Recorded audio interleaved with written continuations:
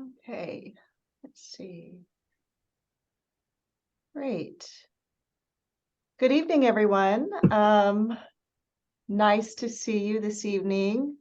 Glad you can join. I see a couple of our DTAC members are in the meeting now, and we're going to be waiting a little bit more. I'm just going to be watching the participant log here to see that we're all starting to kind of come in the meeting right now. See Tom and Monette and Jim. Great. We have a few minutes before our official start time.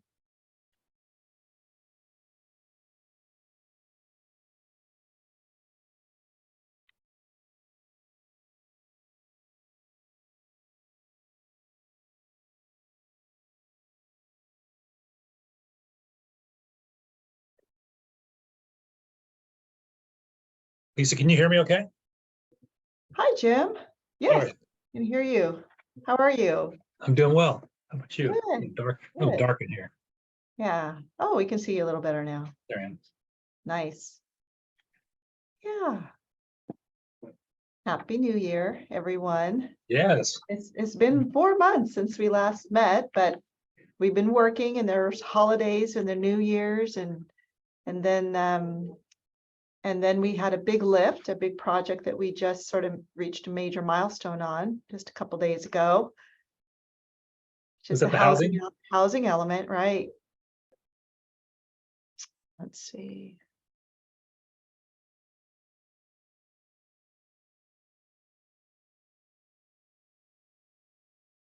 Get started. I think this is 6:30 right now. I think I'll wait just one more minute to see if more folks are going to start to join in, because it's just right 6:30 on the dot. So we'll wait maybe one more minute before we get going.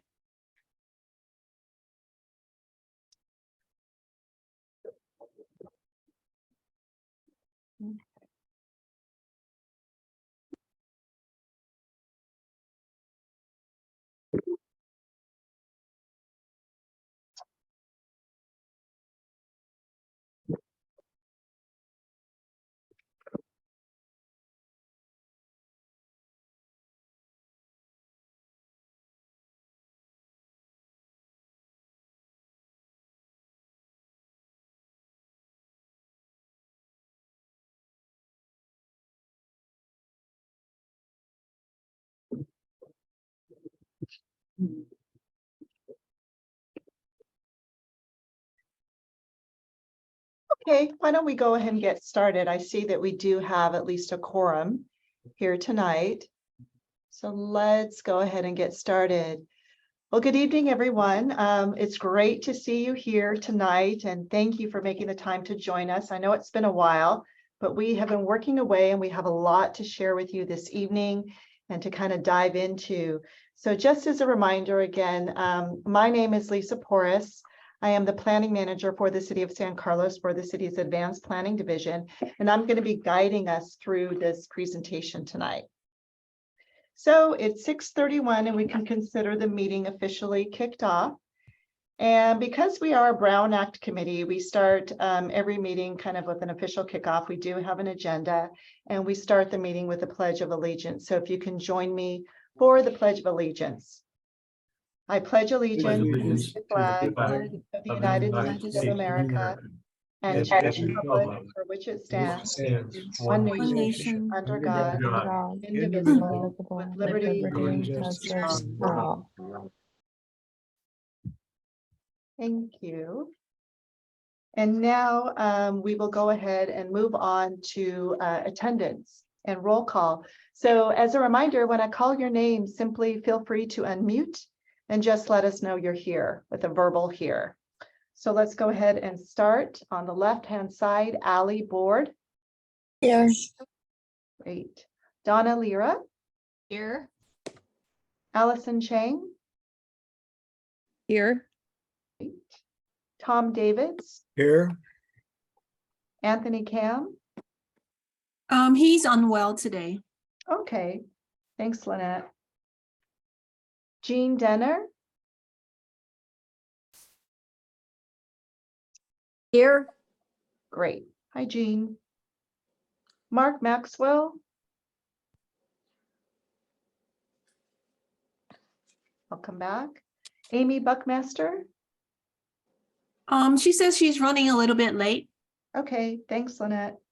Madison Blanton. She's also running late. Thanks, Lynette. Samina Ginwala. Here. Hi, Samina. Maya Neighborg. Here. Hi, Maya. Sri Charan.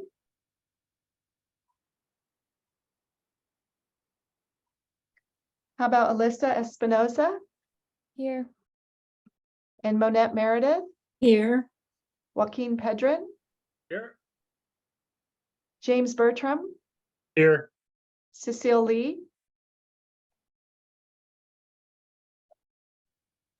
Tracy Massaro, Here. and Elizabeth Min. Here. Okay, great attendance. Thanks, everyone. Okay, so let's jump in. Tonight, our agenda for this evening, well, first of all, I just want to welcome everyone and thank you for your time and your commitment to this committee. I know it's been a while. There's been some time that we met, but we have a lot to share with you this evening. So just really appreciate your attendance tonight, and it's good to see all of you. We're going to provide you tonight with just a little bit of a refresher about the purpose of this project and what the overall objective is. What is the final outcome that we hope to develop out of this overall effort? The main menu for this evening really is item number C, which is we're going to be talking about urban design and placemaking concepts. This idea of really creating public gathering spaces, places where people can come together and celebrate and enjoy the offerings of the downtown. We really want to dive into that. And the areas that we're going to be focusing on this evening include Laurel Street, specifically the 700 block. We do want to let you know we're also going to be looking at the 600 and 800. But before we go looking at those particular blocks, we really kind of want to have a focused discussion about the 700 block, and that will help us to inform us about the other segments of Laurel. We also want to talk about public space elements. We have the benefit of beach offerings in the downtown, which include opportunities to develop a new plaza and enhance our existing park space. We also want to talk about improvements to the alleys, and then we'll wrap up and talk about what's coming forward, what our next steps include and the timing of that. Tonight, I am joined by Jamie Williams and Katya Dillman from RRM. Both of them will be helping with tonight's presentation, including walking you through some polling options that we're going to be having as part of this meeting later on. So to get started, here's a little refresher for the project, this downtown specific plan project that the city embarked upon last year. As a reminder, the area of the city that we are focusing on for this downtown plan extends from Holly Street to the north to Greenwood Avenue to the south, and to the east, it incorporates El Camino Real, and to the west, the southernmost extension is to Walnut Street. And then it also includes for the streetscape portion of our work, where we're just really focusing on the streets, includes San Carlos Avenue, Cherry, and Elm and Chestnut to really embrace and include the streetscape around City Hall and the library. So as a reminder, I want to talk about what a specific plan is, and I'll go through this really quickly, but it's been a while, so we want to make sure everyone's on the same page. So as we talked about before, what the policy document that serves as a city's long-term vision or guiding document that applies citywide is often referred to a general plan or a comprehensive plan. And in that citywide plan, it contains goals and policies and objectives that are oriented to be implemented and guide decision maker on a citywide basis. And then the implementing document of the general plan is the zoning ordinance, which sets forth all of the rules for how development is to occur and which developments are judged by and evaluated against. What a specific plan does, it allows a community to focus in on a specific area of a city, and its goals, policies, objectives, any kind of programs and standards that are developed are really unique to that specific geography. So what our charge is to work with you in the community to develop a specific plan for this downtown area that I just described and everything that would happen in there. So this area would have its own unique set of goals and policies and development standards specifically for the downtown area. And what this specific plan will include and focus on is the area that we call the public realm. And this is everything that you could consider the space between buildings.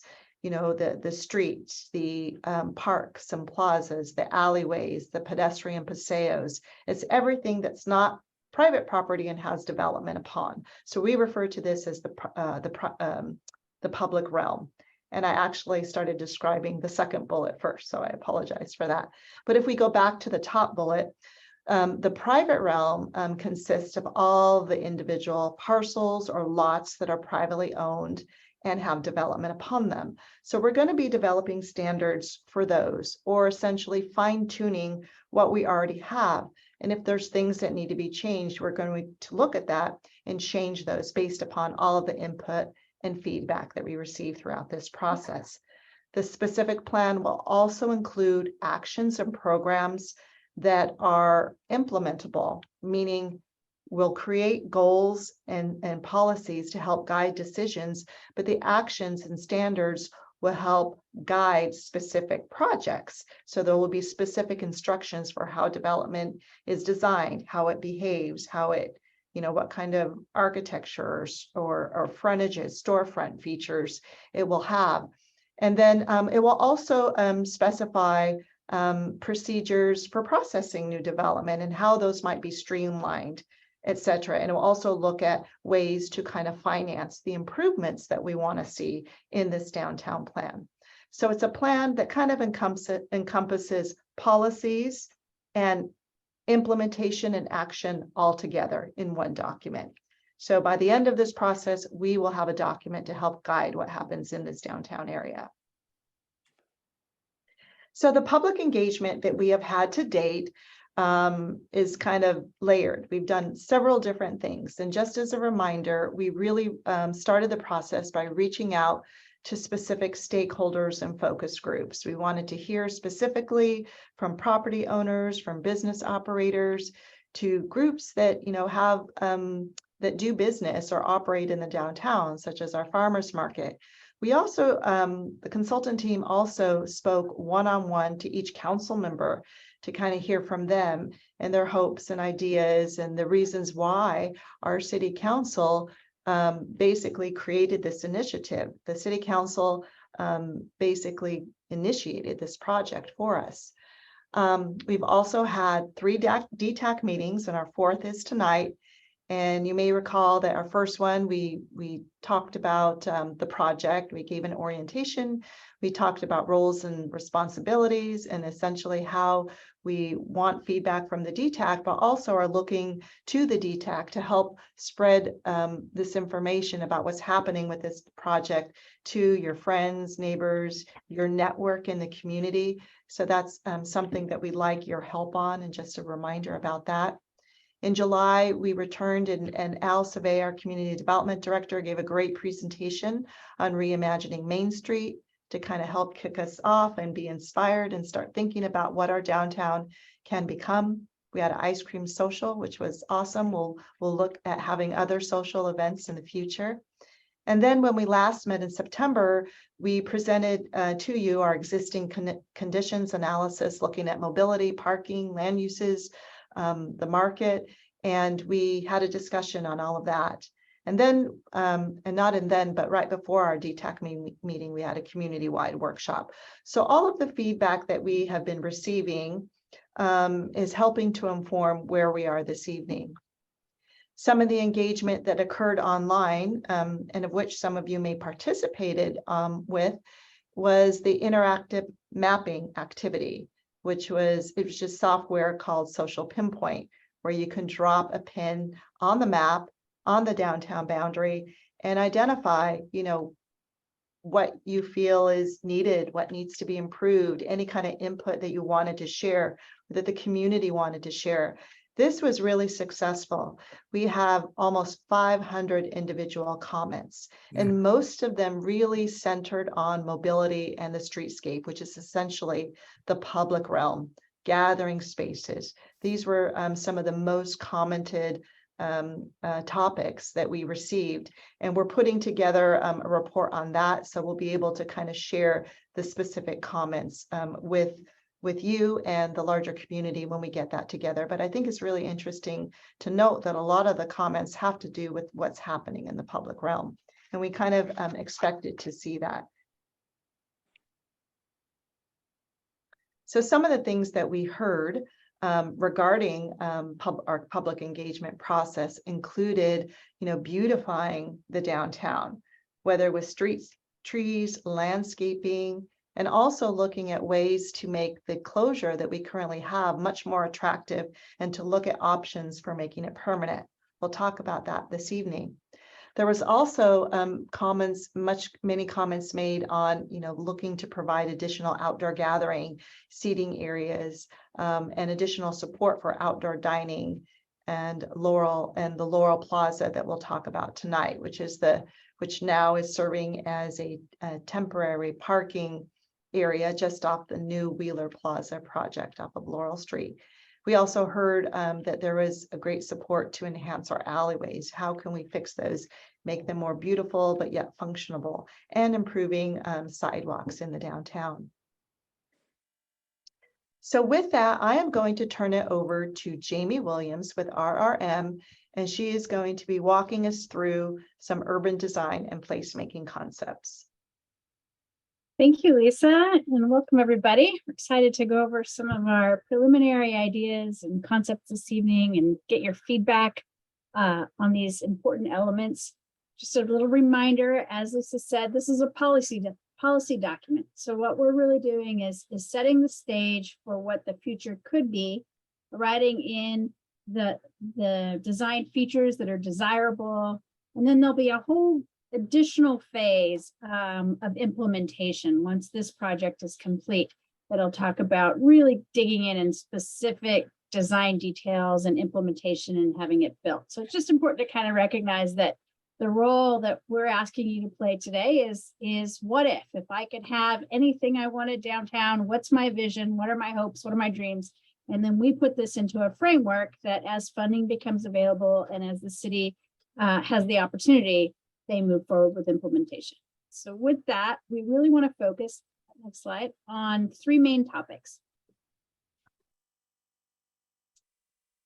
We're going to focus on the 700 block, as Lisa said, on elements that could happen in the public spaces throughout downtown, and share with you some of our preliminary ideas on how we might improve the alleys and get some feedback on, are we on the right track? So kicking it off with Laurel. As Lisa noted, we will ultimately be talking about the 600 and 800 blocks in all of Laurel Street, but we feel like those recommendations will be informed by what the preferred alternative is for the 700 block. So tonight we're really focusing on just the 700 block so that we can capture what the desire is and then make recommendations on the other areas. So with that, we've come up with 4 options for your consideration. And at the end of this, after I walk through everything, we're going to ask you to vote on sort of what your preferred alternative is, as well as share some additional thoughts. So keep that in mind as I walk through these. So the 4 options are, and I'm going to walk through them in more detail, but they are the flexible closure option is what we're calling it. And that's essentially what's there today. When everything kind of stopped and we closed the street down, it's what's there today, but with some sprucing up. The second option is reducing the travel lane, reducing the parking, converting it to parallel, and providing for wider sidewalks, more pedestrian involvement. The third option is full closure, a true plaza, really designing it as a destination location. And then the fourth option is to take away anything that happened post 2020 and going back to the pre-pandemic look and feel. So what that will look like, go ahead, is we're going to walk through cross section, which is what this image is, as well as some photographs of what it could look like, and then some opportunities, sort of trade-offs for each scenario. So this flexible closure option really allows for you to shut it down for farmers market, special events. You could keep it like it is today, as long, for as long as you want. So there's always the alternative to sort of bring it back to the street. However, recognizing that we want it to be a more permanent look and feel. So adding more street furnishings, lighting, things on the public right-of-way sidewalk that make it better. Next slide. So a couple of images that show other communities that have done something similar. These are a couple images of what it could be. And then walking through the advantages and trade-offs. This really Sorry, I allows. have a quick small interruption. Sorry. In rewinding back to the last photo, of like examples of having it be more nature, this means the current eyesore parklets will be taken down and it will be like street eating, but in nature, more like Redwood City has without these structures, correct?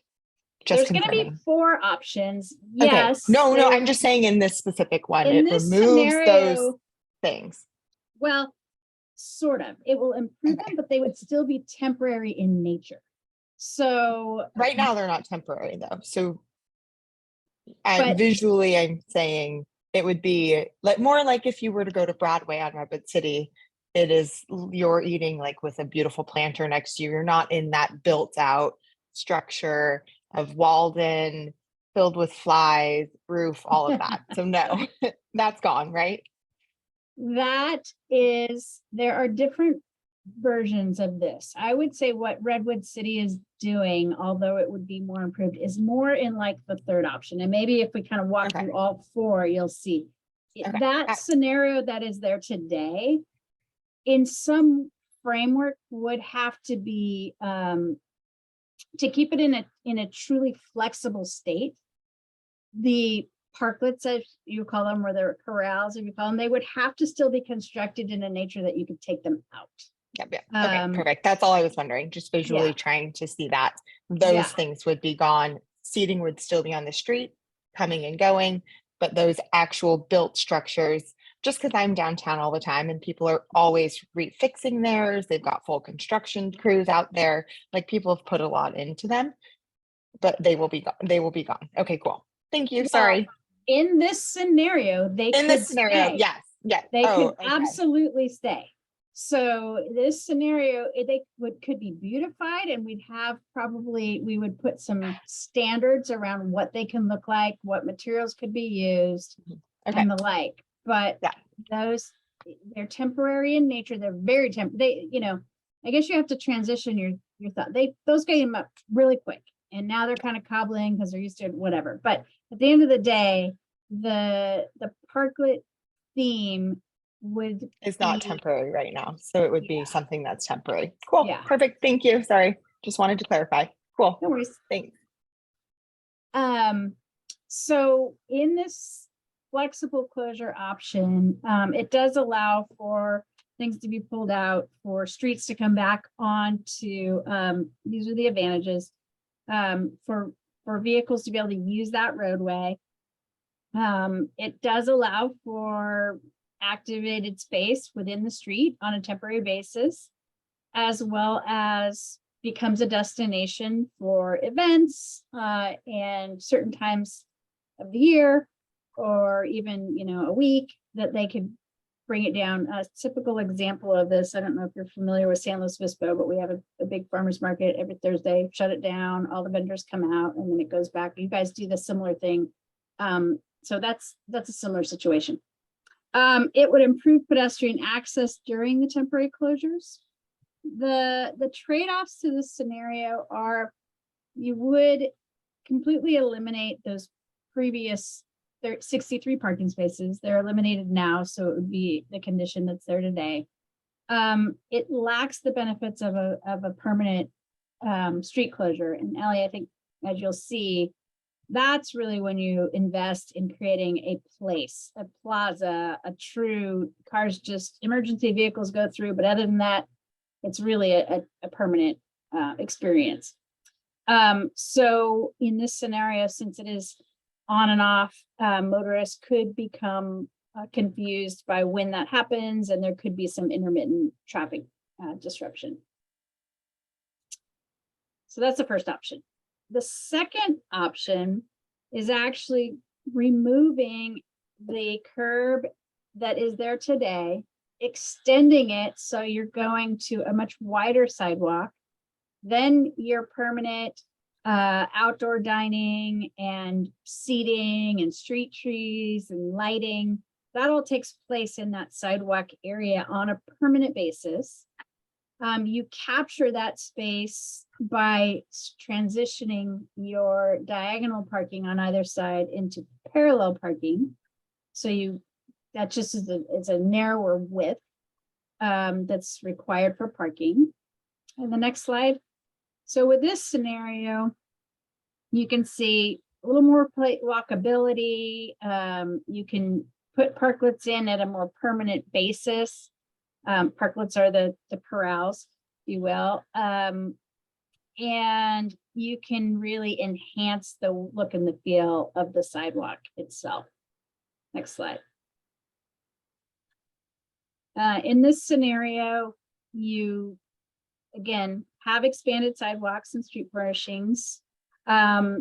This gives you the advantage of having people walking on the sidewalk, which is closer to retail uses as opposed to in the middle of the street. There is an additional room for sidewalk dining, and it does maintain vehicle access and parking within the street. This conversion would result in a loss of approximately 20 parking spaces.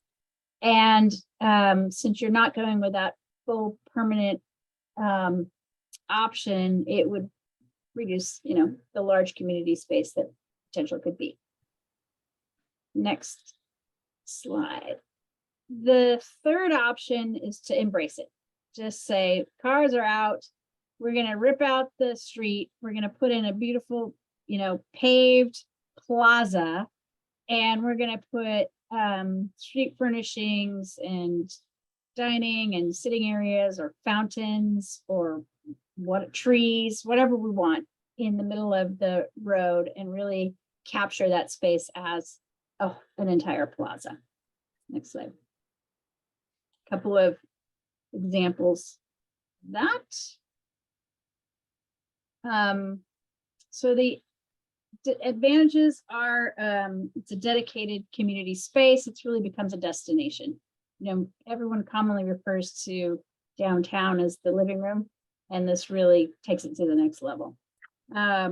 It allows more space for retail dining and just public space in general, and there are no limits on amenities. The trade-off is the loss of the 63 spaces. Delivery will have to be accessed from the alley. There will no longer be vehicles or vehicle visibility from a vehicle by motorists, as well as no parking. Minor traffic disruption, although the traffic engineer says it's insignificant. And then potential emergency access delays, although there will be a required emergency access and alley access for that. This is, however, the most expensive option. Next slide. And then the last one is just to rip everything out, go back as it was. And this is an example. what it would look like. Next slide. Again, this would be no loss of parking. There is no impact on how motorists navigate the downtown. The users all know how to do it. You lose that community asset. You lose additional outdoor dining opportunity, and you lose some flexibility in how that space is used. And those are the 4 options. And with that, think Jamie, really quickly, a question came in over the chat about the widened sidewalk option. And the question was, would bikes use the roadway travel lane in this scenario? In other words, there would not be a bike lane. I didn't know if you wanted to address that. Thank you for bringing that to my attention. I did not see that. In the plaza scenario, The widened sidewalk. the widened sidewalk lane, that would be that's a good question. The bicycles would be configured into sort of what we call a shared space. So bicycles and motorists would use the travel lane together. Which is how it is now anyways on the 600 and the 800 block. It already is that way. There is no lane on Laurel. Exactly. So with that, I think what we'd like to do is just go through the polling exercise. There's just 3 questions, I think, and then open it up for DTAC discussion. So unless there's a real clarifying question that you'd like help with, I think I'd love to defer the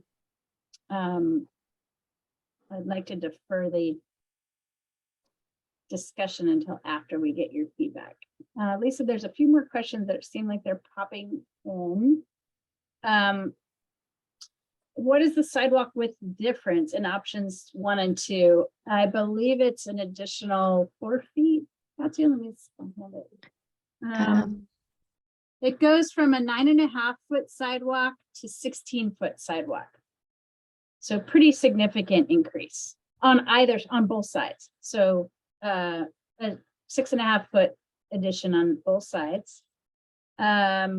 Is Burlingame an example of a widened sidewalk? And Al said yes. Thanks, Al. So with that, I think we'd like to get your opinions, and then we'll open it up for discussion. Yes. And this is Katya with RRM, and I'm going to walk you through some of this polling. We use Slido, I believe, either in the first or second DTAC, so you might be familiar with it. You can access the poll either on your computer, and if you do that, you go to slido.com and you enter this, I almost said phone number, excuse me, this passcode, which is 1793969. The other option, if you prefer, is you can scan this QR code that is on this slide here, and it will take you to the Slido poll, and it will, and then you can do it off of your cell phone. Lisa, if you would be willing to stop sharing your screen so I can start sharing my screen, I would greatly appreciate that. And then, thank you so much. And then we can do it together. So let me see here. You should be able to see my screen, and it should be the first, just the general Slido page. And now we're going to kick it off. So our first question is, which is your preferred 700 block option? And it gives you a choice of the 4 options that Jamie just discussed. You are limited to just choosing one, though.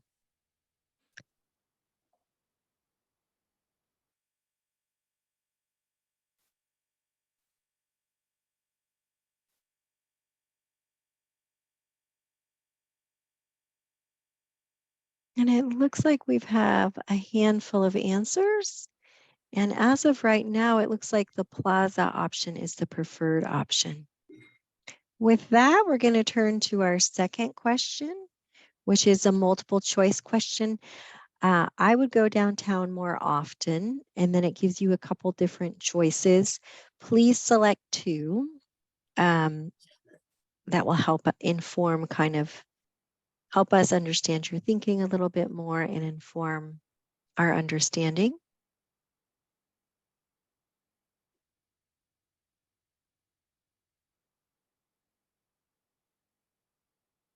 And we will have a discussion after the poll where you can share with us what you mean by other, but you are not obligated if you would prefer not to speak. But it would also help us get an understanding of what the thinking is there. With this, I think we're going to head to our next question. Our next question is, I would like to see more of the following in downtown, and please select all that apply. So you should be able to select all or any number that apply to you.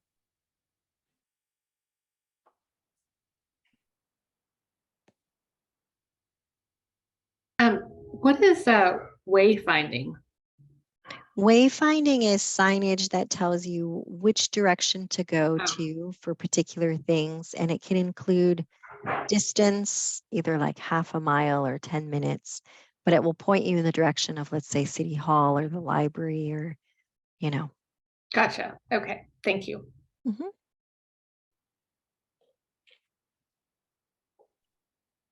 And we'll give this just another not a full minute, but maybe 30 seconds or so. And then we'll head to our next question, which is what types of programs or entertainment would you like to see downtown? And again, we invite you to select all. There's a few options there. For example, the activities are just ideas, to help kind of guide what we were thinking about.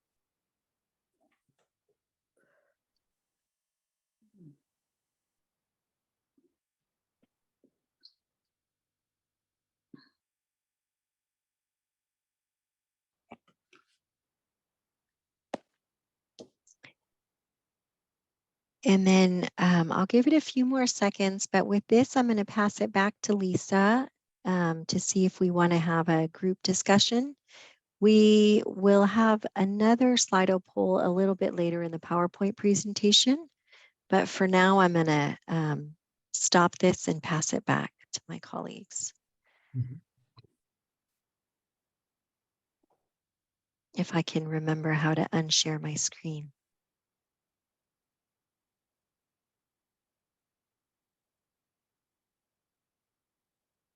Should be Lisa? at the top, Katya, I think. Did you Is find it at the top? I think it's like where you're. Oh, yes. Stop share. Thank you so There you go. much.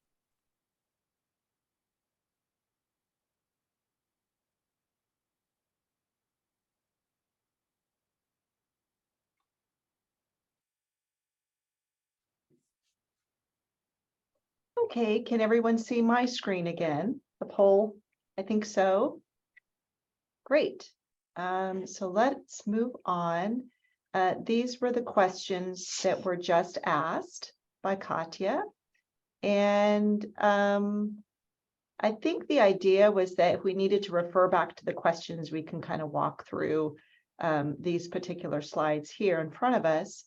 But for now, I would just like to provide an opportunity or invite anyone that would like to share more so we can just start having a discussion. We're a small group. This is obviously much smaller than a community workshop. So we do want to be able to hear from all of you if you want to share. So I am going to be looking for raised hands, and I'm going to enlarge my screen here so I can see everyone on this page. So if you want to raise your hand and let me know that you want to speak. And I see Joaquin Pedrin, your hand is raised. Feel free to start us off. Howdy. Hey, yeah, so wonderful stuff. I really appreciate it, Jamie. And I appreciate the exploration of the alternatives. I just a couple of questions on them. So number one, when would that be active? Like when would they open that up for traffic? What was the thinking behind that? Like the temporary nature of that? Is it to open it up to traffic during the weekday or on certain times? Again, the implementation side of things will come later. So that will be programmed. It could be first, it could be any options. The specific plan will basically provide direction on how the street should be configured in the future, and then how it gets used will be programmed later. Okay, cool, thanks. And then number two, would all of Laurel Street go to parallel, or would it just be this block? Again, we're sorry to, No worries. it kind of depends on where we land, and then we would look at Sure, what that sure. makes sense for the others. All right. I'll stop being annoying. I'll just, this is the last one. No, I just feel bad. I don't know. Yeah, right? Yeah, it's so messy, right? The sausage making of master planning, whatever, I know. And then the last one. So the destination plaza idea, I love it. I think everyone loves that, but I think it's really dependent upon the alley solution, especially for the business owners down there. Are we gonna go through that in a bit today? Yes, we are. We're going Okay. to share with you some thoughts on what might happen. Awesome. All right, I'm done. I'm done. Thanks, Joaquin. Next, we're gonna go to Maya. I just wanted to provide some insight. I think that the younger generation would go out to downtown a lot more if we had that full open plaza. I remember when I was younger, I'm a senior in high school now, so we always have to find somewhere to hang out, and we usually choose to go to downtown locations that have that full street closure, and we tend to enjoy that a lot more just because we're able to walk on the street and just go access different restaurants, and we're not really like limited just to sidewalks. Like we went to downtown, I think Mountain View, they also had the closure and it was super nice, and I feel like it brings a lot more younger teens out too, along with younger children, and it just feels much safer and just a more welcoming environment. Great. Thank you, Maya. Wonderful. Let's go to, did I see Amy's hand? Amy Buckmaster. Amy, do you want to go? Well, first of all, thank you. This is great. I mean, this is just from listening to all the public feedback to listening to ours and to getting here. Personally, I love the plaza,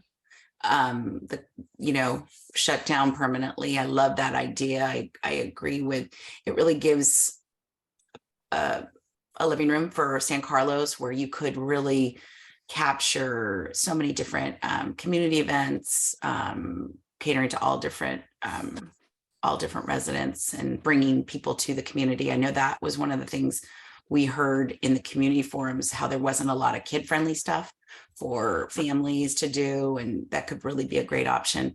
My concern too is really, and I'm glad we're going to discuss it, is though for those businesses, what is their ability to take, if the alleyways, how are they going to get their goods and services for their business? And then the second would be emergency response. And maybe this is a technical question. I know you guys are probably so sick of me talking about this, but it's something we learned in Redwood City. Bollards. They're very expensive, but they really are a great way to enhance placemaking per street. So and they're expensive. So what's the capability? Would that be included in this, or is that still early in this phase? It's pretty early in this phase, but likely yes. And when Okay. you're talking about creating an entire plaza, bollards are very inexpensive compared to everything else. So Oh, I know. Probably get there. I'm mentally going through. I was adding up what they cost for each street. And the ones that just pop up and down with the fire department has access to pop Yes. them up and down is really very nice feature as well, as opposed to having to put temporary ones in and out. So there's Aesthetically. lots of options. Okay, so that, and no, this is great. I'm excited to keep going, and thank you. Hey, thanks, Amy. Next, we'll go to Samina.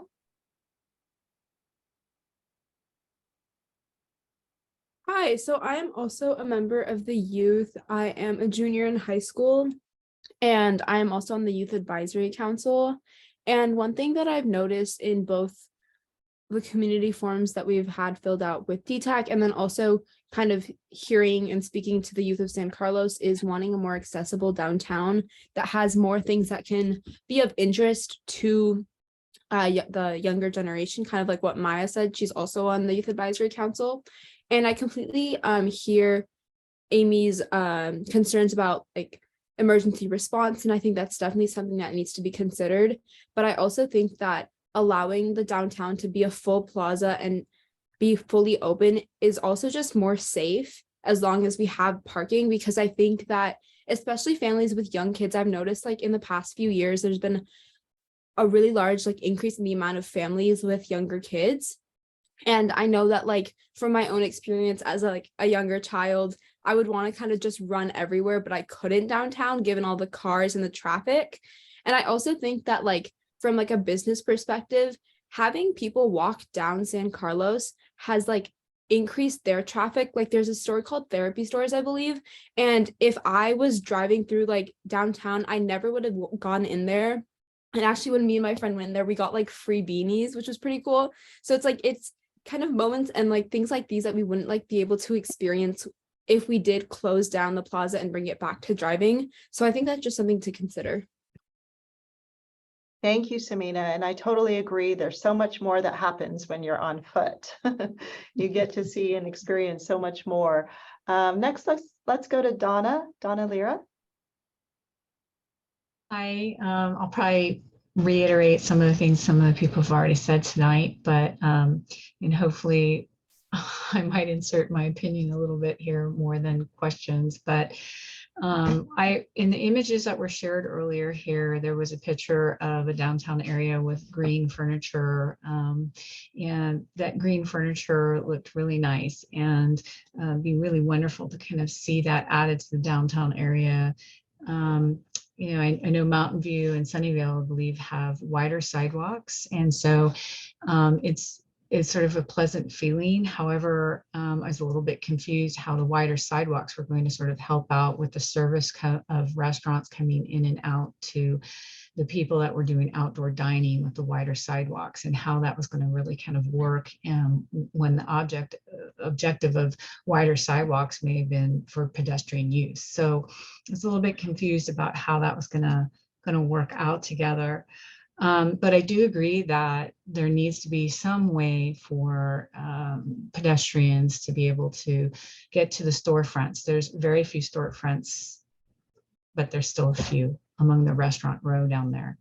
UPS has moved out because of the accessibility, even by, kind of through the pedestrian side of it. Certainly through the alleyway, you could access it, but there are certain other types of shops down there that it's difficult to continue to try and do retail because it needs that ability. So, trying to figure out that blend, but I am definitely in support of looking at the plaza option, simply because I think, as mentioned by someone else already, a safety factor and confusion factor for people and what could be a mishaps there. And lastly, I think Amy brought up the point of those retractable barriers where, there's a possibility of deliveries being done early in the morning by these 18-wheels that try to go through the alleyways and every which way to deliver restaurant supplies. And those retractables I heard were expensive, but now I hear the opinion that once you try and do a plaza, that it's minimal in the scheme of things. But in any event, just logically speaking, just for one more second, if you're going to widen the sidewalk with as much work as that's going to take, it's hard to imagine why not just go plaza and just kind of keep it that way. So anyway, just thought I'd throw all that out. I don't know if there's any feedback or response or anything there that you want to address. Thank you. Thank you. Great comments. The only thing I would say as a clarifying point is that when you widen the sidewalk or go full plaza, you're really extending that pedestrian area. So there's more room for, like, you would still maintain a space for walking, but you have more room for the dining to occur instead of it being crammed into a smaller space. So it just kind of gives you a little bit of more room for both of those activities. Thanks for sharing that, Donna. Really good points. I'd like to go to, how about Jim Bertram? Yeah, thank you. Yeah, this is really exciting. I'm leaning really certainly towards the plaza as well for all the points already said. And really like what our youth advisor folks, Maya and Samina said. It just, if you think about it, what allows them to do flexibility, but mostly I see it as a differentiator from all the other places you could go on the peninsula, from Los Gatos to Mountain View to Menlo Park to Burlingame. I mean, there are other options, right? But to have a differentiator with a plaza would really separate us from everyone else. Also see it just that you have so much more functionality that you wouldn't have without the plaza. And then utility for future needs. We don't know what those future needs might be, whether it's entertainment or arts or more music. Things will evolve 5 and 10, 15 years from now. The demands will be, or the interests will be different, but it allows that utility to be there for future needs as well. But mostly I like just the idea of a town plaza, town square. You think of Healdsburg or Sonoma, that it's just something charming about it. If you've visited places in Europe, they always have a center plaza like that. It brings a sense of community pride.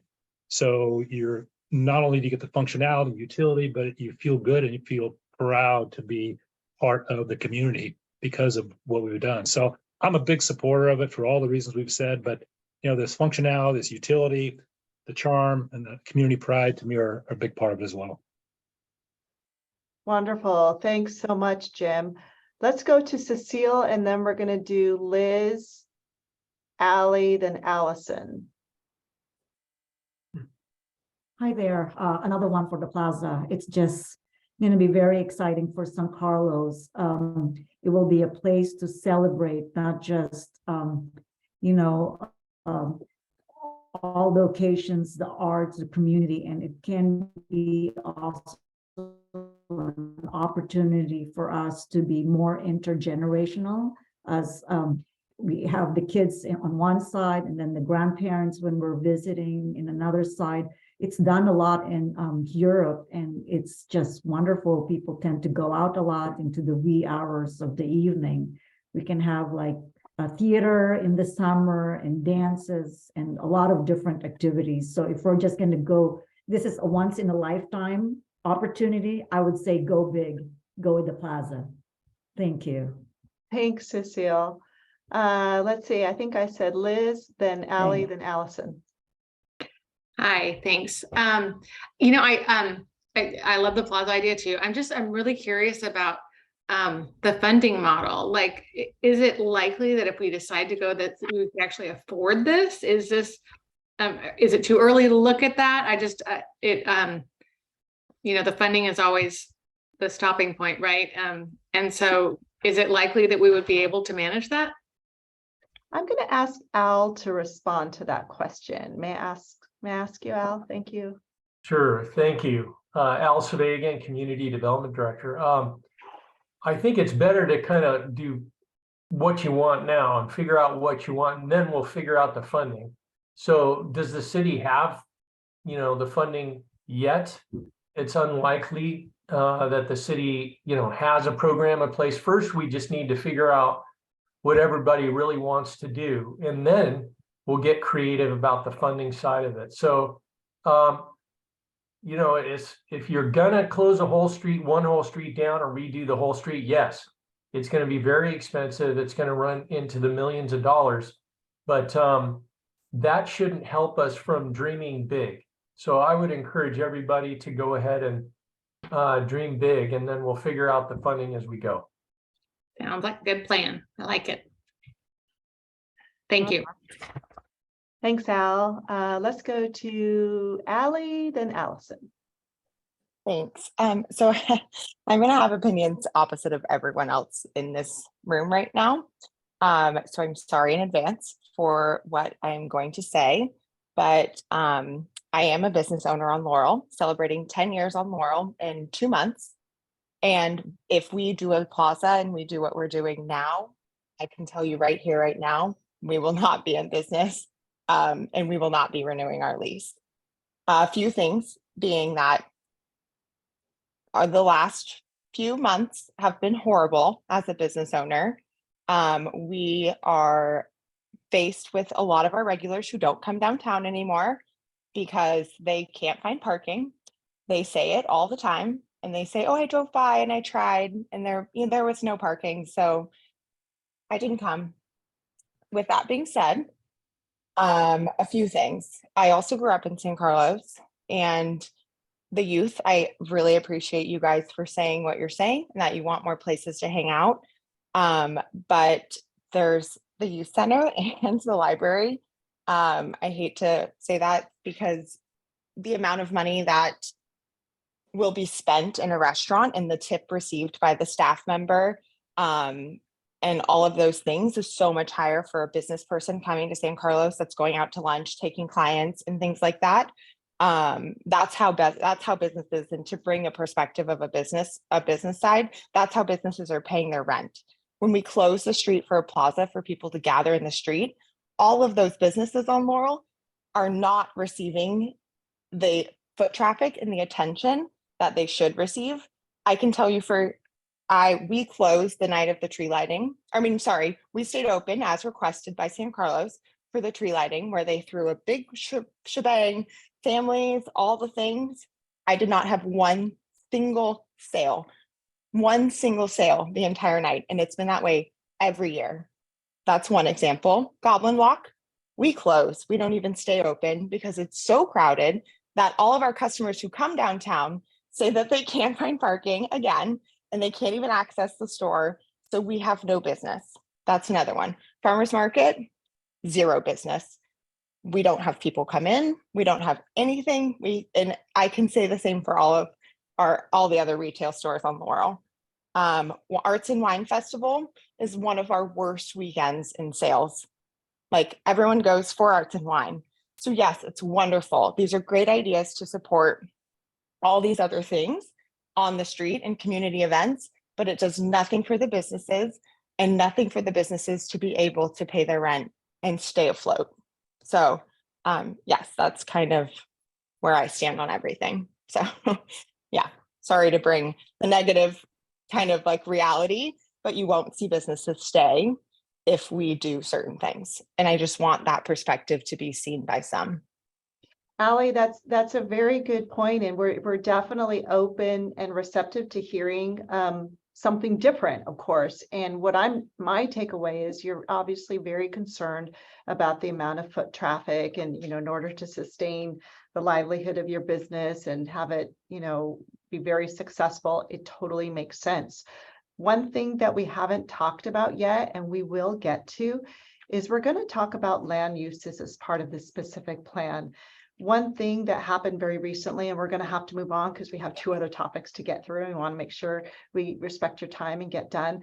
But the City Council just adopted the housing element, and that is supporting a lot more development along El Camino Real and throughout the downtown, specifically for residential uses, and to expand our housing opportunities that are much needed in the area.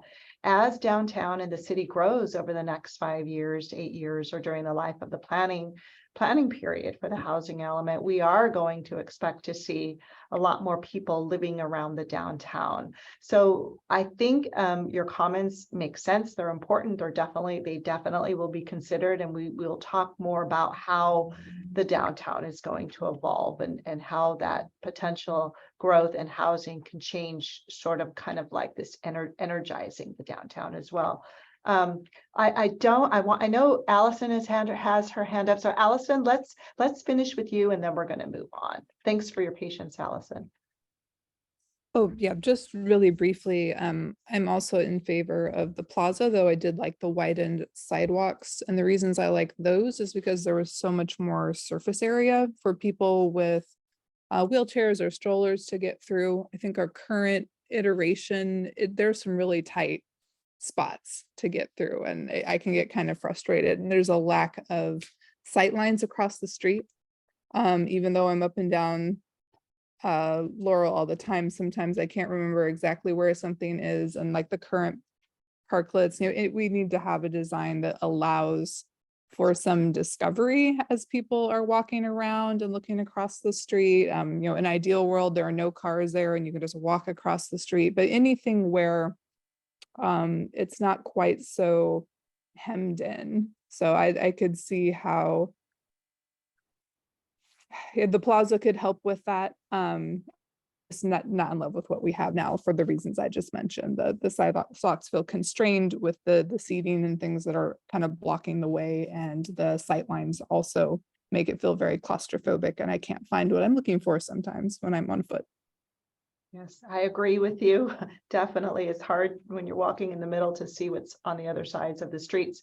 Okay, wonderful. Thank you so much, everyone. This is really good input. This is actually going to help us out a lot. So let's move on to public space elements. Jamie, take it away. You're on mute. Thanks, Lisa. Okay, so next slide. So today we want to just talk, the next topic is really about interesting elements that can happen in different places in downtown. So we're going to go ahead and focus on some preliminary concepts and ideas for both that Laurel / Wheeler Plaza. We know that it's currently a parking lot. There's been discussions with the city in the past about converting that to a more active plaza space. So we'll look at that. We'll also look at some ideas around Harrington Park. And then what we're going to be asking you, though, is not specifics about these particular plazas, but we're trying to get your mind going on what kinds of elements that are oriented towards the public that might bring you downtown. And so our questions really are focusing on the different attributes or elements that could go into these places, so that as we set the stage or table, if you will, not necessarily where they would go, but what do we want? So with that, show you a couple images to get your juices flowing. This is some potential opportunities for Laurel Plaza. There's been some discussions in the past on, could it be a little bit more activated space with retail or shops that open up into that plaza, and maybe have a smaller community space? Or on the flip side, do you capture, next slide, do you capture the whole space and create a larger public amenity within that location?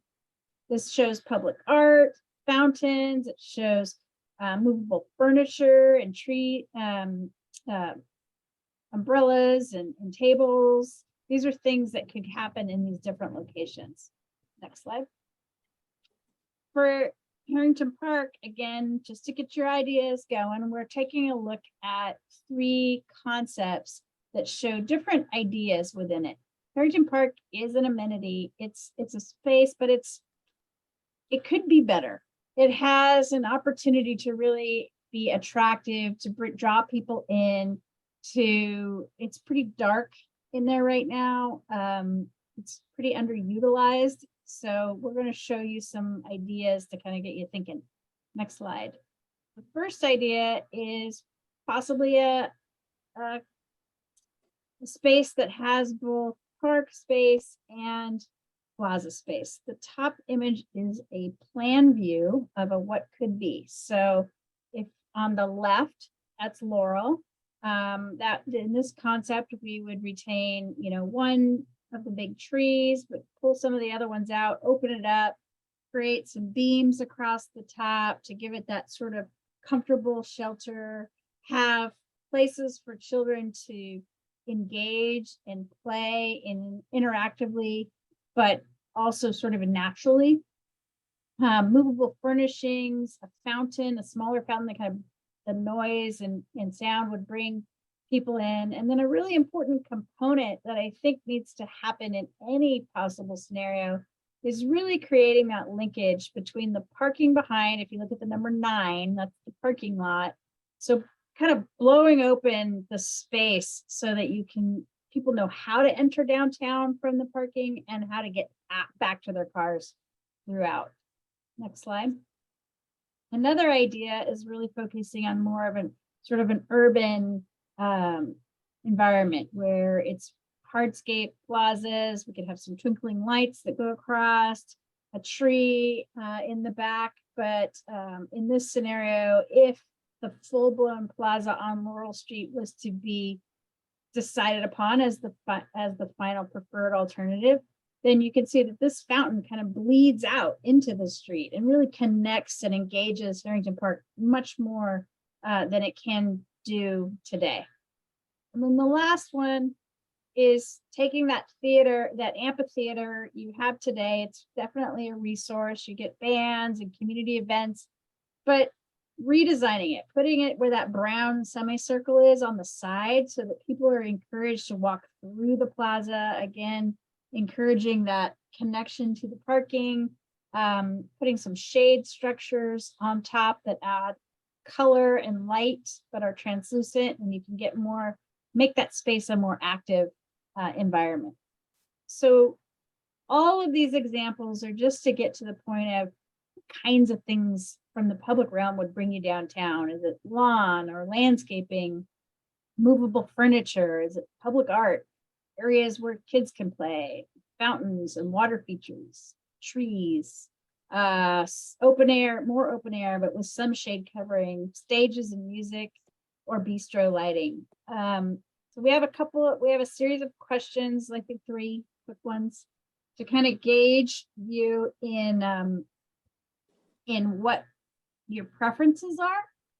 And then we ask you, at a sensitivity time, we're going to focus the comments more on, have we missed anything? Are there some other things you've been thinking about that you'd like us to explore as we move on to the preferred alternatives? So Katya, I think I need to stop sharing and you're going to open up the poll again. So I will do that. Perfect. Yep, perfect. And then I'm going to present again. And the way you accessed it the first time, you can do that again, or you can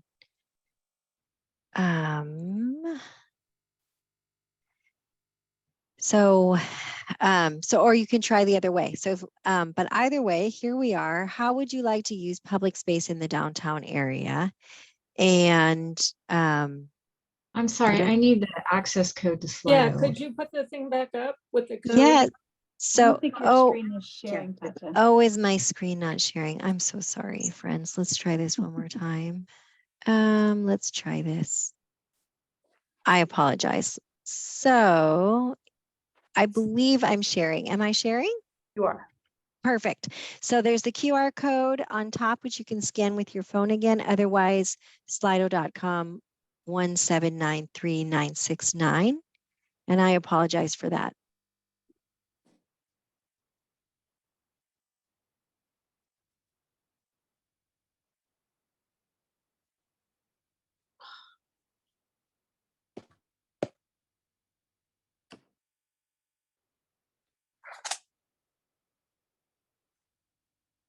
So this question is, how would you like to use public space in the downtown area? And there's 4 options. Katya, And remind everyone, is this a select all or is it limited? this one is a limited. It should be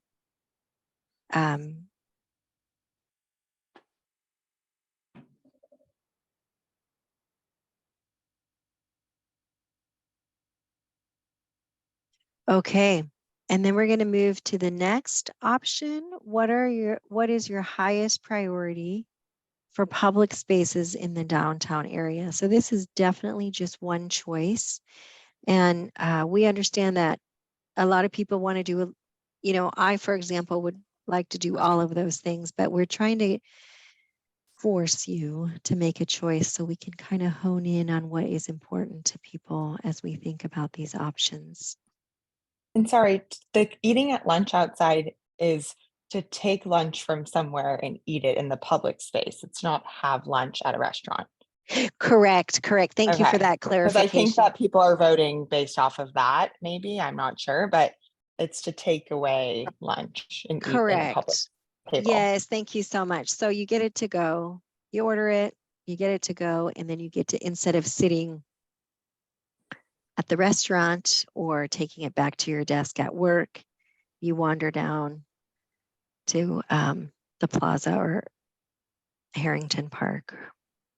I think Amy also asked a question about whether it being people watching or connecting with people. Well, it was a little freaky question. So I kind of thought, is it like I took To it your away, So like Maybe we'll tweak connecting that with people, question. not people watching people. Does that make sense? I don't know. It I freaked me think, out. oh, sorry. Yeah. No, there was nothing intended to be creepy. It was, No, it was just red. I was like, oh, I don't know. it was more intended to be, when we were discussing it internally, one of the ideas that kind of percolated was having somewhere to go where you're not obligated to purchase something, but you can still be in the public realm with people, I guess interacting in a way or observing people, but there's no pressure. Like you're not there because you purchased something.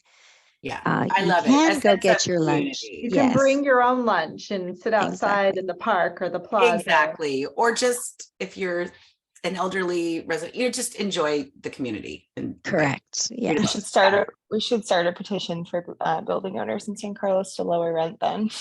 Exactly. Because I know mine's going up twice a year. So thank you for those clarification points on all of these. Sometimes it feels like it's clear when you're discussing it, but internally, but you weren't there. So thanks for the clarification. And then we have one more question, and this is actually a ranking question. And it's a little bit tricky on your phone. So if you're on your phone, you need to first, if you select your most important one first, it will move above this line. And then subsequent that, you can select other options. If while you're working your way through the list, you realize that you would like to change your mind, then you slide it down. And so it's a little bit tricky, but just I'll wait for you. Don't worry if you're struggling. I think it's a little bit easier on a computer if you're using a computer. So Amy, they can just hold their finger on the line and then move it around up or down, basically. Yeah. What is a tree canopy? That is when there's a lot of trees and it kind of creates a cover or a canopy. In some very older neighborhoods, you'll see like the trees touching, the branches from trees on either side touching each other.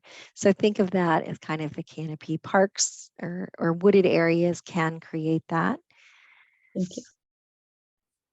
It's really awesome having the DTAC, you all being our beta testers, if you will. This is kind of going to be a road show that's going to go to the community and a survey. And so these questions are actually super helpful because we will make sure it's very clear in the next round. So thank you all.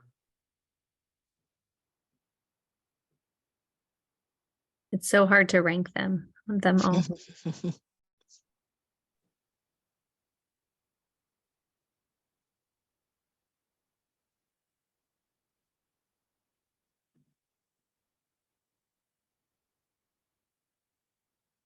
And these aren't mutually exclusive. I think what we're trying to capture is like what's priority. And this could even go back to funding. If there are a certain amount of funding, where should the city be spending its money on first?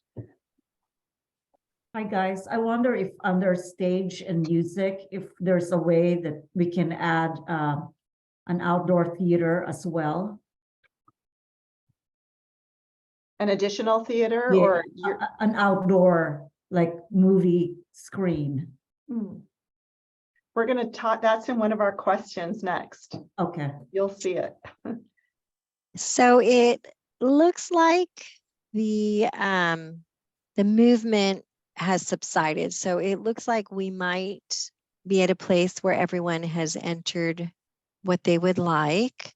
I'm going to give about 10 more seconds. So if you would like to do one final rearranging of your choices, please do so now. And then I'm going to go ahead and close the poll.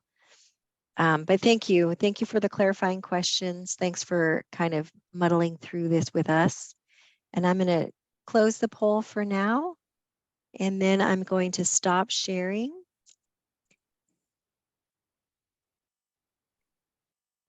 So again, just out of respect for time, I'd like you to please feel free to share your thoughts, but really focus in on, did we miss anything? Are there some other elements you'd like us to explore? And if somebody already says it, you don't need to repeat it. We're going to make a really great list and dig through it.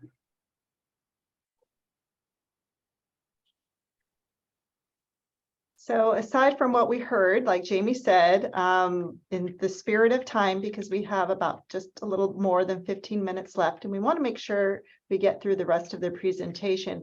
If there's something that we missed, let's talk about it. So I'm going to look throughout the room here. Let me expand my Hey, screen. Lisa, we're just covering this block tonight. Is that the deal? No, this is all the downtown public spaces. So elements that you'd like to see in any public space, the Harrington Park or maybe Laurel Plaza, potentially some other public spaces, but other things you'd like to see. Let's start with Gotcha. Tracy. Tracy, would you like to go? Yeah, my question was just about, and maybe I'm getting ahead of myself, but what is the decision-making process for this? Like in terms of for example, the plaza, like, is it wide sidewalks? Is it the entire plaza? Right. Absolutely. Great question. So I was going to talk about it at the end, but I'll just answer Okay. it now real Sorry. quick. So we are going out to you, the DTAC, first to talk about these. Then we're going to go to the broader community. We're having a community-wide workshop on February 15th. After that, there will be an opportunity for anyone who didn't make it to the workshop and wants to provide input. As we mentioned, the downtown is like the San Carlos living room. It's loved by everyone. Anyone that didn't make it to the workshop, they're going to have an opportunity to take it to a survey. We'll collect more feedback from that venue. And then we're going to take all of the feedback we heard, starting from the DTAC and building upon that, working with the community, getting feedback from the survey, and take it to the Planning and Transportation Commission. They will give us their feedback based upon, everything that we're sharing with them. And then we're going to take it to the City Council. And the City Council is going to provide staff with their input and their feedback, which is going to eventually land on what we're trying to call it is a preliminary recommendation, or excuse me, not preliminary, but the preferred recommendation. So we're going to take what's most important, what we're hearing back from not only our community, but our decision makers, and put that forward in a preferred recommendation. We're going to look at a lot more concepts with much more refinement, and we're going to come back to you with those. So it's an iterative process. This is the first pass, if you will. Okay. Can I ask a question about equity of businesses? On the, sorry, I've been having my hand up, but I don't seem to be getting called. Oh, I'm so sorry, Monette. Please go ahead. So I wanted to know, we're talking about the 700 block, but I'm curious how we're going to deal with the equity of businesses that are on that block versus the 600 block. And if you have restaurants, that the opportunities are not equal. If you create a plaza on one block, what that does for restaurants or businesses there, but not what it does for the ones on the 600 block or San Carlos Avenue, and how we're going to equalize, or if there isn't a way to make it equitable. I think the process where we're first starting, I know a lot of the conversation has been about the 700 block, but that's going to be used to inform what happens on the 600 and 800 block. And Jamie, if you want to jump in, I think that's where we would be looking at the process of refining a preferred recommendation when we come back. Like, how does all of this fit together? Jamie, but maybe you can elaborate. That's what I would have said. It's perfect. It's just it's one part of the whole picture. But in the end, the specific plan will look at all of downtown and all of the streetscape improvements and other amenities and how they all work together and where they all should be proposed. Thanks, Jamie. So keeping us on track, anything that we missed, this is what we want to hear from you on. So I'm going to open it up to, let's go to Amy, then we'll do Liz, Maya, Cecile. I'll be really fast, and I don't know if this is where it falls in, so cut me off, Lisa, if that's the case. I just want to make sure that even on the equitable piece, that any of these plazas, as we move forward, don't have a form of a pop-up business in any of them that would take away from the actual retail businesses and restaurants within the downtown. I just think that that's an area where, you know, I see this with the farmers markets and the Art and Wine Festival, where yes, they're bringing people in, but in the big picture, they're taking away sales from that business. So that's an area that I would be cautious of with pop-ups of any Thanks, form. Amy. Great point. Liz, did I say Liz, Maya, then Cecile? You Liz. did, yeah.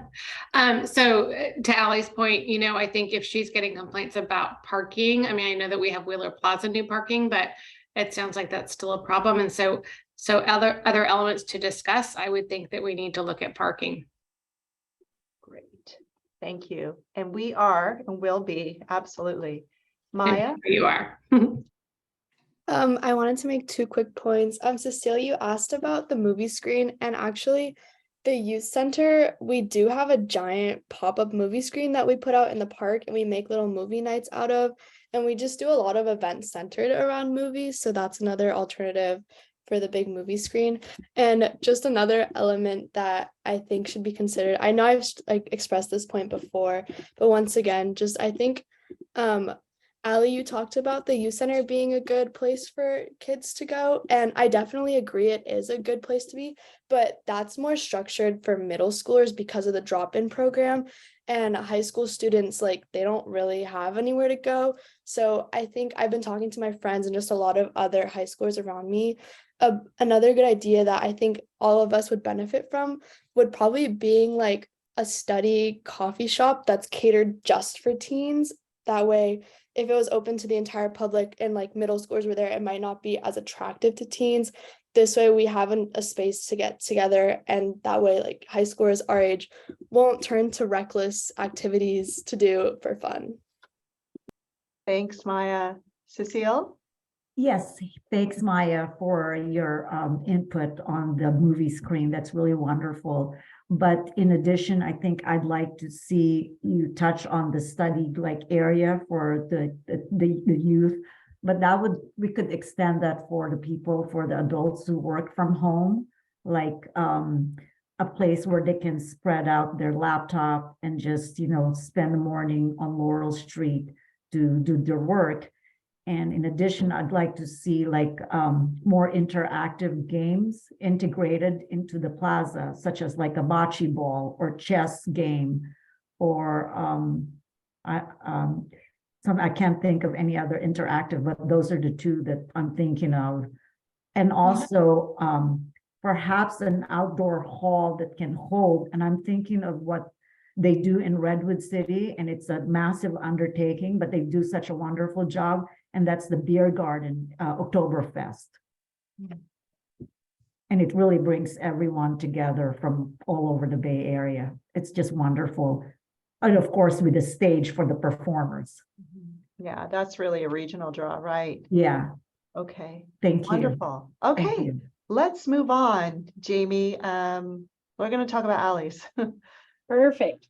So as we get into alleys, I just wanted to tell you that these are some very preliminary ideas to how to solve some of the issues that we recognize exist there today. So we will be taking a much deeper dive into this, but we want to sort of tease you with a few concepts that we're exploring.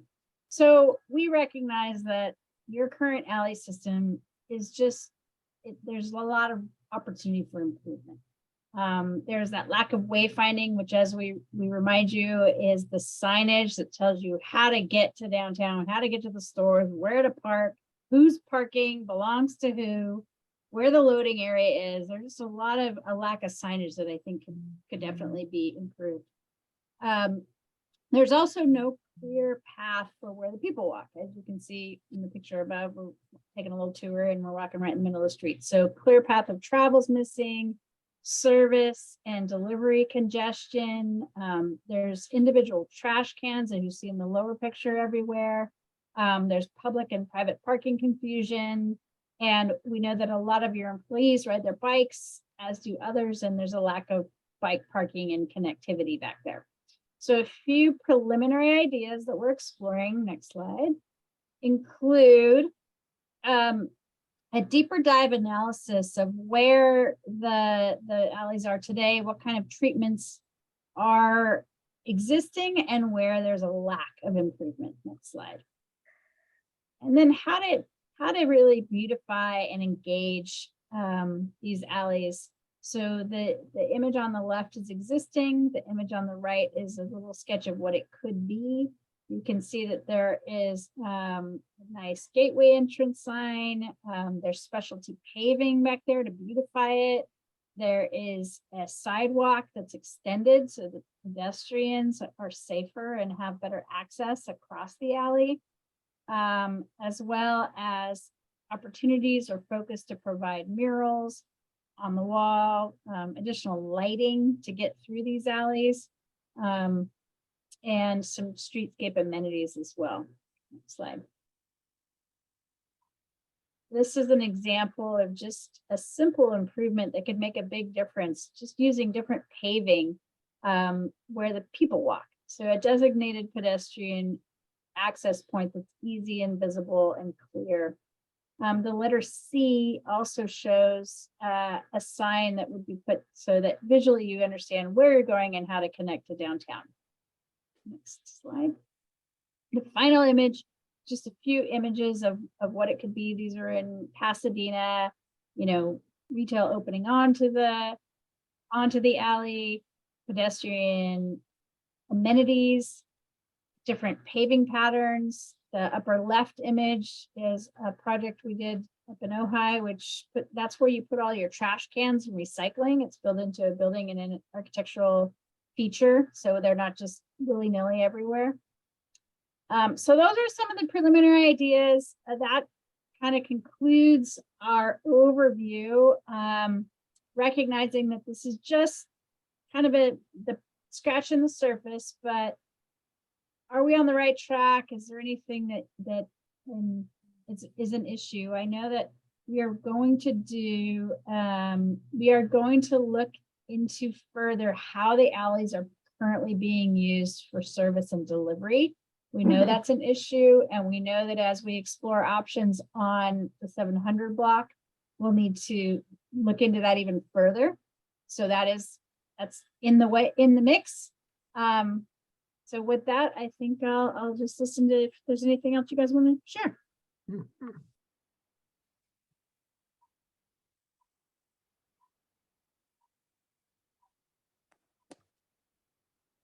I see that Donna has her hand up and Joaquin has his hand up, and I think Lisa's talking, but you're on mute.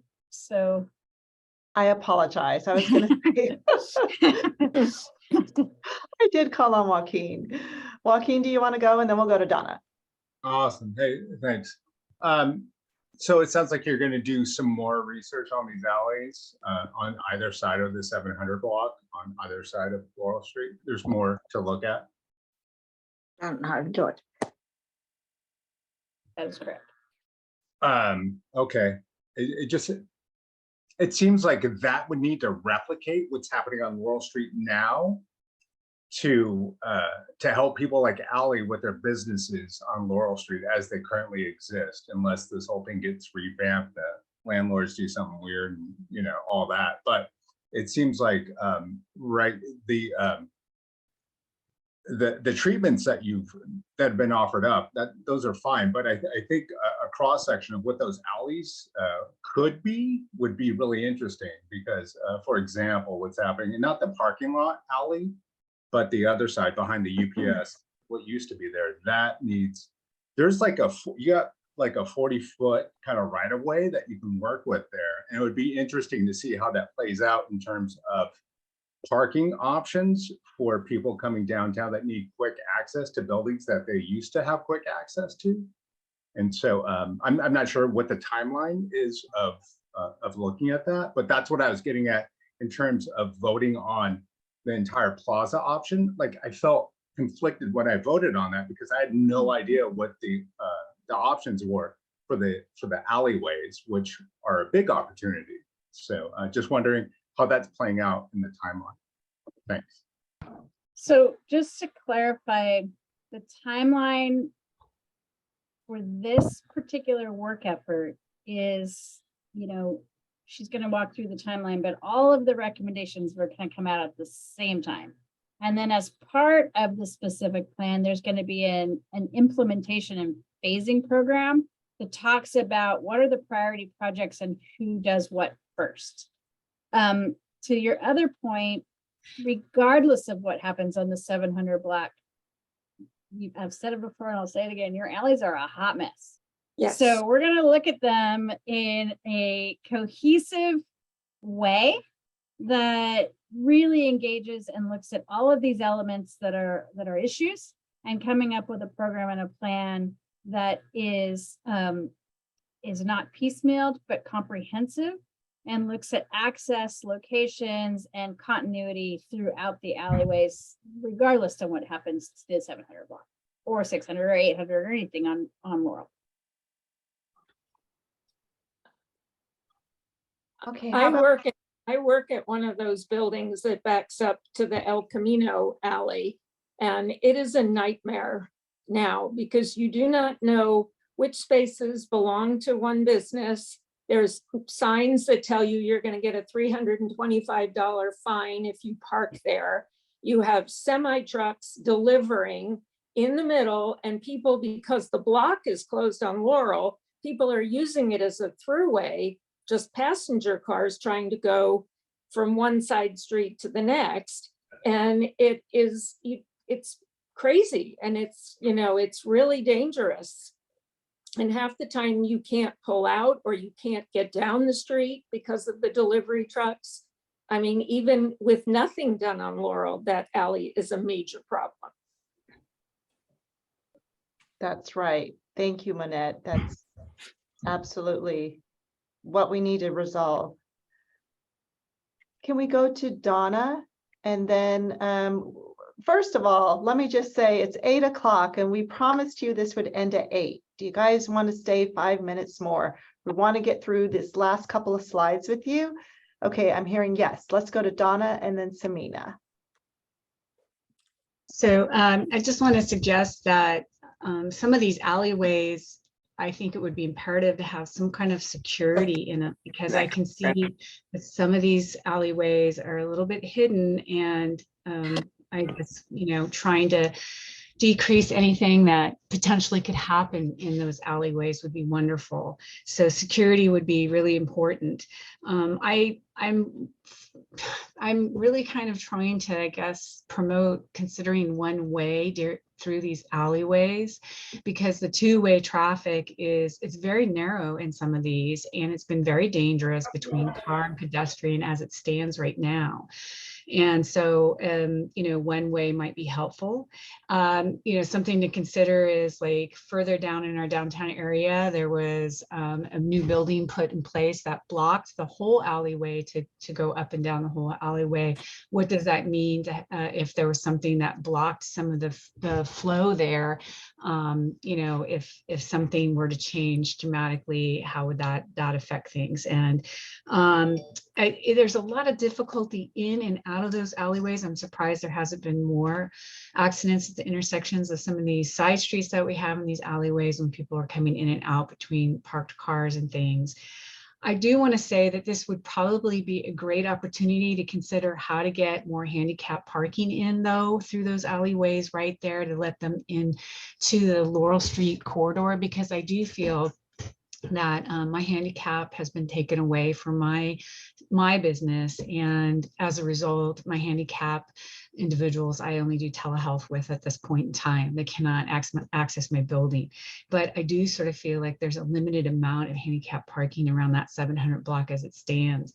And I think as someone was just mentioning, we're interfacing the backside of El Camino retail and businesses to that meets up with the backside of Laurel's businesses, and having multiple businesses flowing and going of what they need on each side of those alleys is, I think, a little bit trying to figure out how you're going to be able to get the maximum use out of it. Thank you, Donna. Let's go to Samina and then we'll move on from there. So this is also like a concern that I have myself, seeing like being part of YAC, we participate in a wide variety of cleanups. And one thing that we see around downtown is a lot of needles and like empty mini alcohol bottles and beer cans and just kind of paraphernalia. And I think that if we are going to fix the alleyways, I think definitely safety is a #1 concern. And I think in the chat, there's a discussion about like delivery trucks versus ambulances. And I think that's also really important.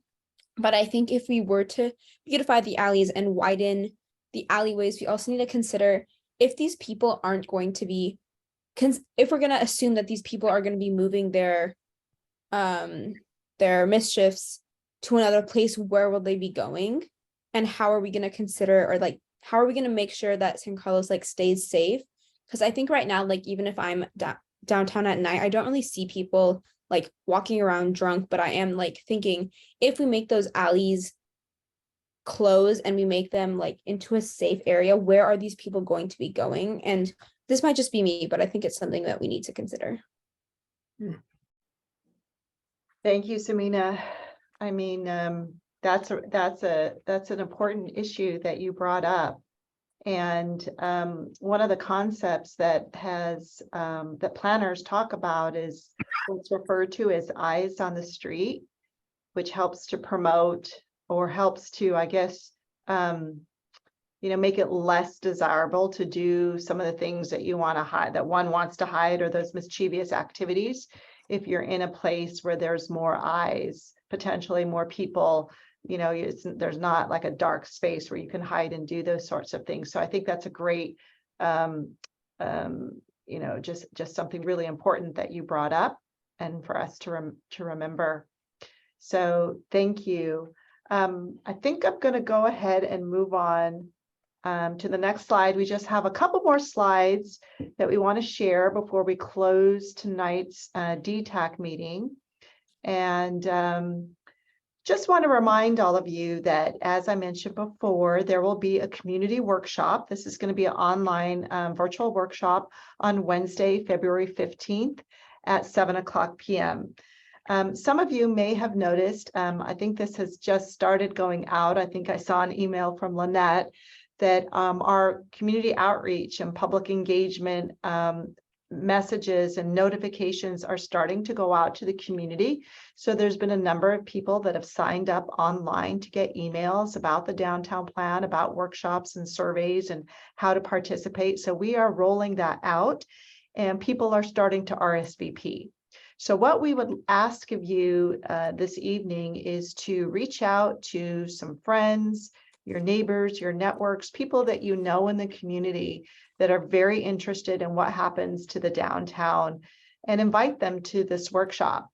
Internally, we've been talking about, having you reach out to 5 people, 4 people, 5 people. Just try to reach out to the community, because the more that we can get the community aware of what's happening in the downtown and being part of these conversations, the more successful a plan will be that we create, because it really represents the values and the priorities of the community. So we're really looking for your help. We're doing our part, but if you can help us with that, that would be absolutely wonderful. I know the RSVP is open on the project website now, so feel free to go there if you'd like to join in. And all of your feedback, and this has been really great, because we kind of get to test the presentation first with you. So all of your feedback about, not really quite sure what some of the questions we're asking, or the phrases that we're using, or not really being able to feel like you can vote on a particular option without first understanding like what's happening with the alleys.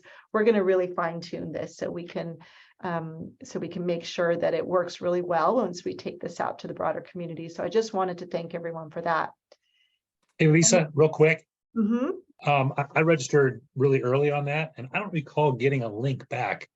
Yeah, what Maybe- we do, great question. So we're sending the link out more towards the time of the workshop. So what we found works really well is we have a list of all of the RSV folks who have RSVP'd, and we will email them the link the Friday before the Wednesday.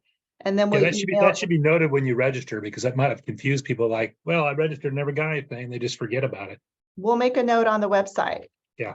Okay. And you'll thanks. see it, and that'll be because of you. So thank you. That's a really good point. So we'll make a note of that on the website, but the link will be sent out to all that have RSVP'd the Friday before, and then certainly the day of. We might even do it twice the day of, just to make sure it's right in front of you. You have access to the link.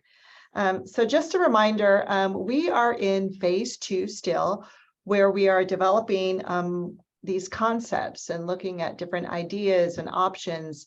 And you all have been our first group that we met with about these concepts. We'll take those forward to the community. We'll taking them forward to the Planning and Transportation Commission and City Council, and they will evolve from there. And then after that, we are going to be coming back with a preferred recommendations based upon everything that we heard from the community.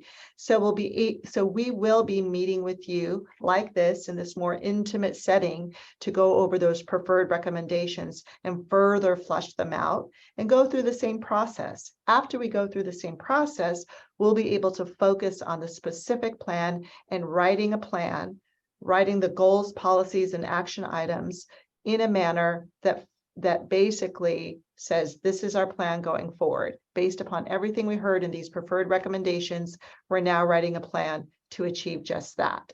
And then once we do that, we'll have to do an environmental analysis of that, and it'll go forward through the hearing process.